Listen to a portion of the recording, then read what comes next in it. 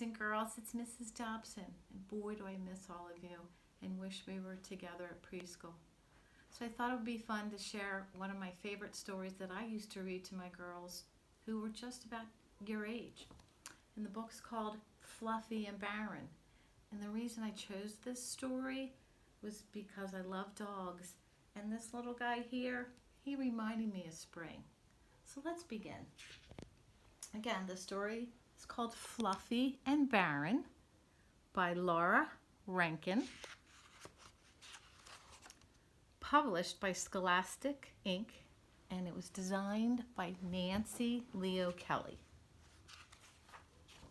One summer day, someone new waddled into Barren's life. Her name was Fluffy. Barren had to share his food with her and his water. At night, she even followed him into his favorite sleeping place. Hey friends, I have a question for you. Do you know where this sleeping place is?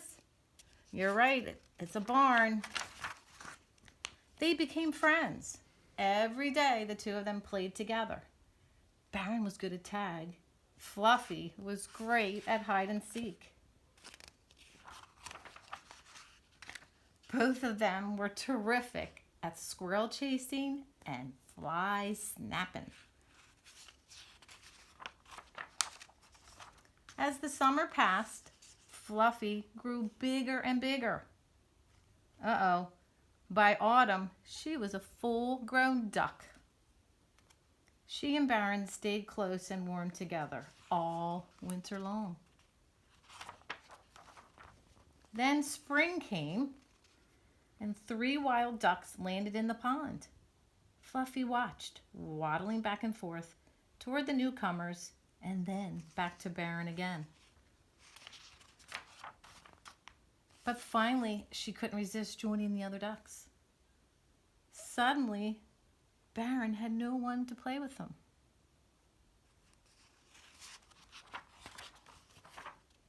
When it was time for dinner, Fluffy still hadn't returned. Barren had to eat all alone. Friends, how do you think Barren feels right now? Happy or sad?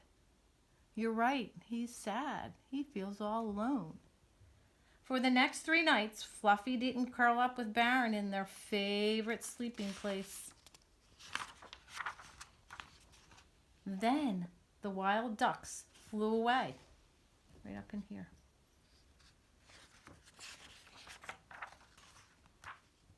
Barren tried to play with Fluffy, but she was too busy making a nest. She laid 9 eggs in it, then gently settled herself on top and waited for them to hatch. 4 weeks later, there were ducklings. Fluffy wanted Barren to be the first one to meet them. Barren's tag wagged and wagged. Fluffy's wagged a lot too. See, they were both excited. At last, it was time to play again. And oh, what fun they had splashing in the water. That evening, Barren led the way to dinner. Never had she shared a happier meal.